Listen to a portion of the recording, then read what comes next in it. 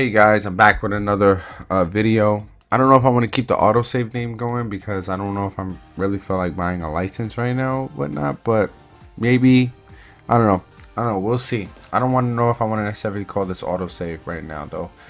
But welcome. Here's another video. I got some exciting news to talk about. Some little bit negative news, which I've been trying to avoid.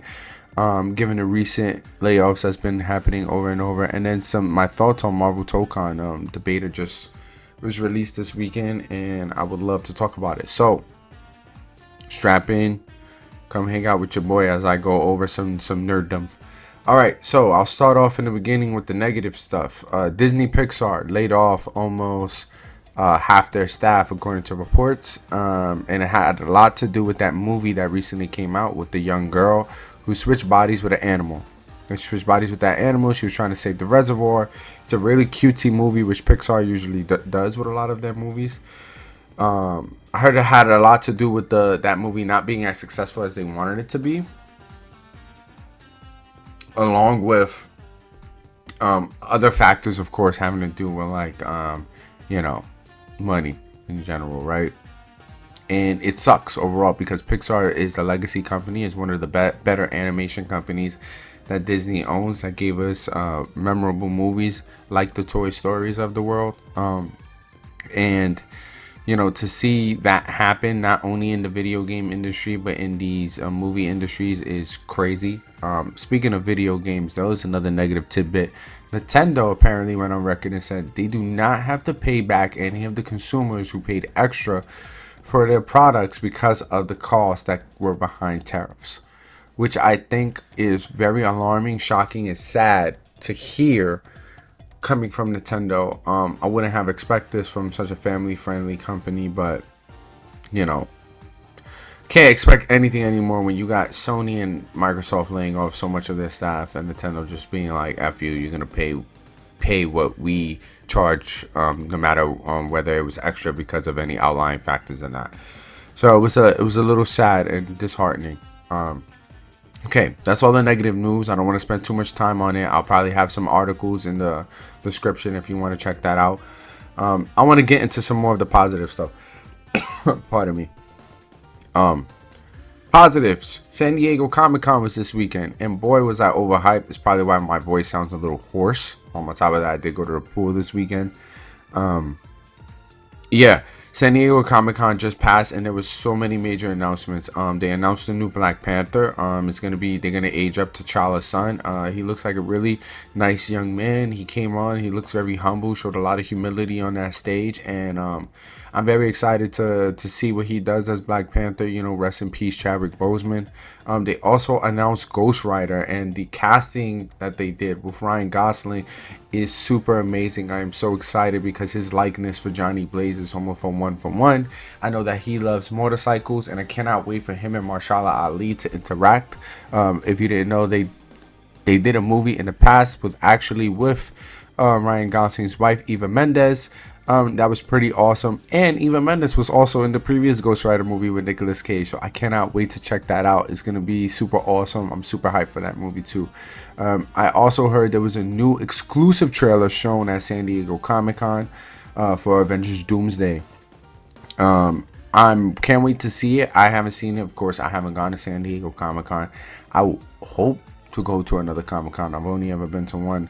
But I'm super excited to see whatever happens in that trailer. I can't wait to see the movie. I know the movie's coming out soon. It's just a great year to be a comic book fan. Marvel's been on a bit of a slump, and I hope they really get their stuff together after Avengers Doomsday. With DC, they showed a new Lanterns trailer, and boy, did that get me super excited for Lanterns. If anybody knows, my two favorite groups in DC, if it's not Superman and the Kryptonians, it's the Lanterns. I love the Lanterns. Jeff Johns, outside of things I've heard about his own personal character, as a writer, he's an amazing writer, having written Brightest Day, Blackest Night, having also written Doomsday Clock for DC Rebirth. I'm super excited to see what happens with Lanterns, especially with Tom King at the helm. Tom King is very notable for his Batman comics. It's going to be super great to see what comes out of this. The trailer was awesome. If you haven't seen the trailer, go check it out. It looks so good. I'm really excited for Hal Jordan and Jon Stewart interacting, even with Guy Gardner. it's just gonna be all around amazing. Another thing that they showed movie wise was Clayface. Clayface looked awesome. It looked like a horror movie. It looked like you're getting really to experience, like, not just, oh, this is a Batman villain, but you're getting to see like the layers behind that Batman villain and the struggles that they go through before they hit that point of even being called and or becoming a villain, right? And one of the things I love, I was watching an interview with the main actor of Clayface, and they asked him, like, if you could be any other DC character outside of Clayface, who would you want to be? And he said, that's the beauty of it. I'm Clayface. I could be whoever I want to be. And it was such a hard line. It was so awesome. So you could tell how much love that he has for the character, and that that group has for the character. And I can't wait to see what comes out of Lanterns and Clayface. Yeah, but also something I want to talk about. All of you guys who keep comparing MCU to DCU, you need to stop. The MCU and the DCU are at different phases of their lifespan. And what do I mean by that? The MCU started way before the DCU, right? It started when there was a DCEU. And why did the DCEU fail? It tried to rush things to keep up. Because of executives behind the scenes to keep up with the MCU. You cannot make that comparison between the two companies. You have to treat the DCU like they're starting fresh. You have to, and stop comparing them to where Avengers Doomsday is at. Now, why am I talking about this and where Marvel's at with Avengers Doomsday? Because everybody's like, oh, Marvel gave us Avengers Doomsday and they announced Ghost Rider and Black Panther 3. But what do we get from DC? Lanterns and Clayface, which both look amazing, by the way.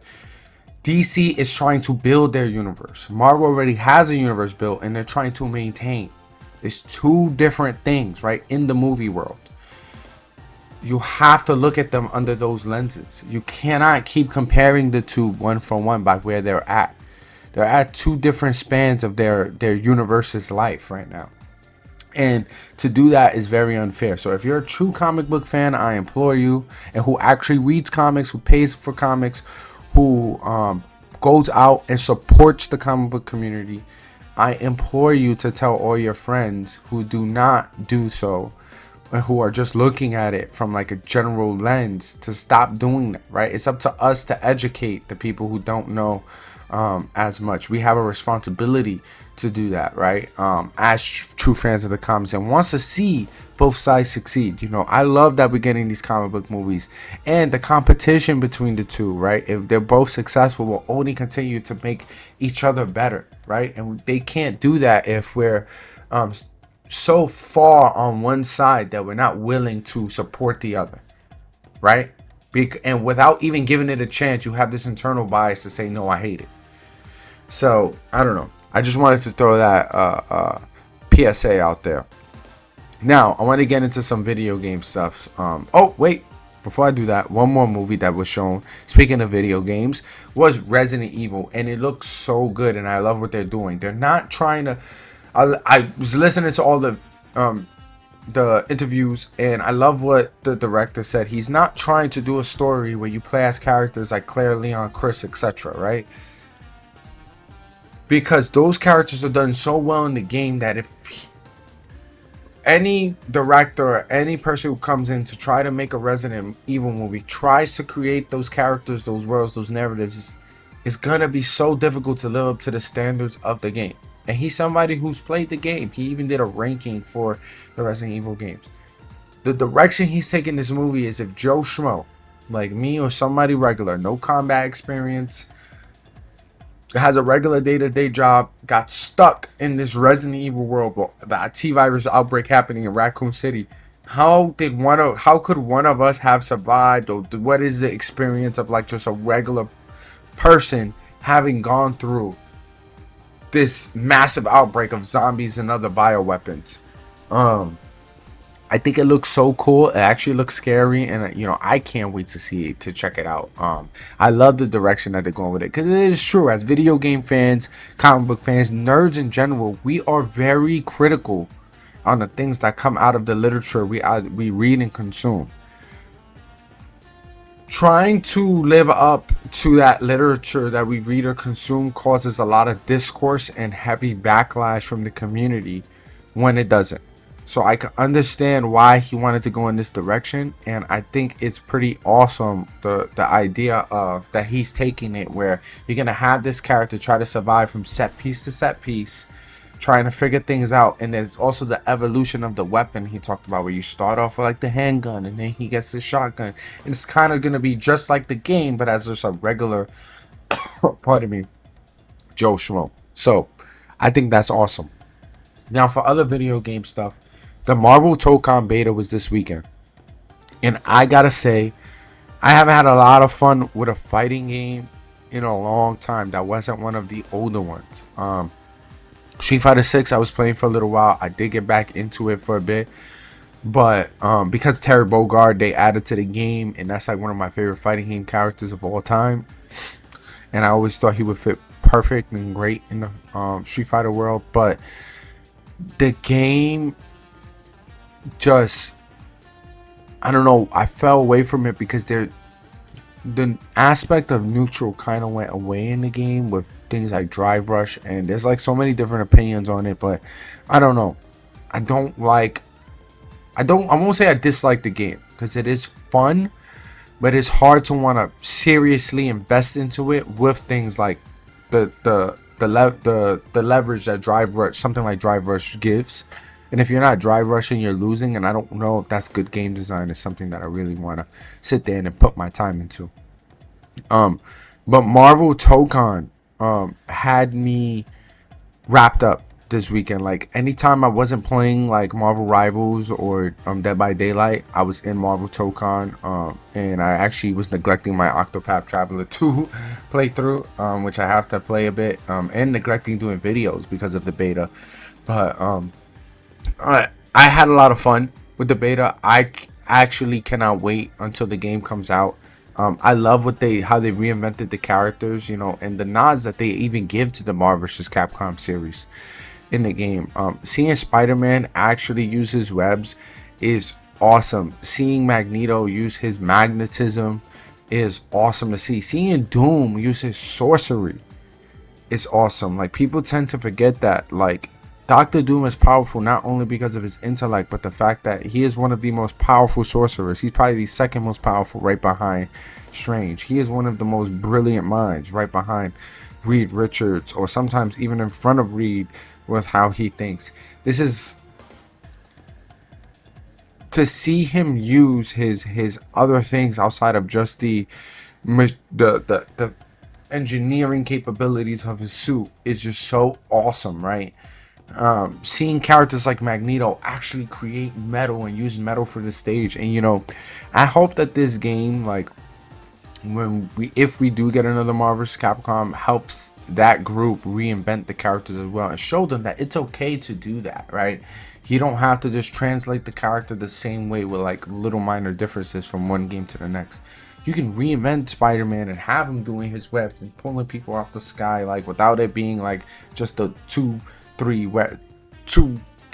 up web throw, where he has like webs in all these different places and canceling them out. It's just so cool to see. You'll probably be seeing one of my combos that I was worked on, that I invented, not one that I saw on a video, because I barely really did any combos that I saw on a video. Only one that my friend sent me that it looked like it was pretty much of a challenge. And if anybody knows me personally, I don't back down from a challenge, and I actually was able to do the combo consistently. One thing I do want to say, I got a PSA to say about Marvel Tokon and some of the discourse around it, because a lot of people are saying, oh, it feels like it's underwater, or it doesn't feel fast enough. If you are a Marvel vs. Capcom player and you go into this game expecting it to be Marvel vs. Capcom, it is not. Do not go into this game thinking it's going to be Marvel vs. Capcom, because you're going to be disappointed. Does it have elements of Marvel vs. Capcom? It does, because by nature it's a tag game. One of the first Marvel vs. Capcom game I ever played was X-Men vs. Street Fighter. So seeing the characters, naturally you're going to compare the two, right? But you have to move away from the idea that this is the same game, because it's not. Does it feel a bit slower? Yes, it does. I feel like neutral matters a little bit more in this game. Does that mean it's a better game? Only time will tell. That was just a beta. There could be changes that happen. They could be taking the feedback and updating things. Only time will tell. We won't know um how the game is gonna end up.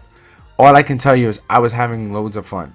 And one of the reasons I was having loads of fun because I wasn't going in thinking that this is Marvel vs. Capcom, and I was having fun with the identity of these Marvel characters that I know and love, and using them in a different way. And it is so cool by seeing more Spider-Man villains like Green Goblin in the game. And I hope that we get a few more. Like, I would love to see like an Electro or a Sandman, which I'm also asking for Marvel Rivals. If the Marvel Rivals devs are listening on this, I doubt they listen to a little YouTuber like me. I'm not big enough, but I would love to see more Spider-Man villain. I think it's super cool that we got Green Goblin in the game, and Carnage, who we haven't seen in a real fighting game. If you play Mugen, sure, but in a real fighting game, like, not to say that Mugen doesn't make real fighting games, they're fan-made fighting games, but an official published fighting game from like a company like Arxis, it is super cool to see Green Goblin in the game. He was one of the characters that, like, I wasn't sure if I was gonna play, but my buddy told me to try him out, and I had a lot of fun with him, especially with his assists. His assists are really cool. Now I want to talk about some of the gripes I did have with the game. Assist. I understand that the logistics are difficult because it's a 4v4 with assist in this game, but the assist did not feel good in this game, and not the assist that you get, because it seems like there's a universal assist when you in the middle of combos to continue a combo that you get. That one felt fine. I mean, it made it easier to continue combos, but the individual assists did not feel good to use, and it was very difficult to use them, especially mid combo. Like, I was trying some stuff with Doom and Spider-Man to try and get, like, because he can use his webs to slam people down and continue the combo with Doom using his air blast, and it was hard, because you have the one button, but you got to press a different direction, and then also to do certain special moves with your unique, you also got to press a button in a different, so you got to think about the buttons that you're pressing, and then you also got to think about where the assists are placed, because whether they're on the right hand side, left hand side, or underneath you, the assist changes, and it's just a lot to think about. And I understand it can probably add another layer of thinking in the development process, but I think that, what they should do is having the one assist button is fine, but have static assist per character. And what do I mean by that is that I choose a character and I choose whatever I want that static assist to be. So regardless of where they are, because it's too much for a person to worry about in the middle of the game, especially if you're going to be switching between characters, right? Because for me, that almost promotes the use of only one or two characters. It doesn't make somebody want to switch out because you're afraid of switching the placement of your team, and you don't even start off with your whole team, right? So I think I would change that. I would keep 4v4. I don't mind the one button assist, and if you want to make it per direction, okay, but then you have to have them have static assists. So if I want to have just the Doom anti-air assist, I can pick that, or the Doom straightaway assist, I can just pick that individually. If I want to have the Green Goblin, it's for every other character, I think that's what it should be. Wolverine, because so far I know for sure I'm playing Spider-Man Wolverine.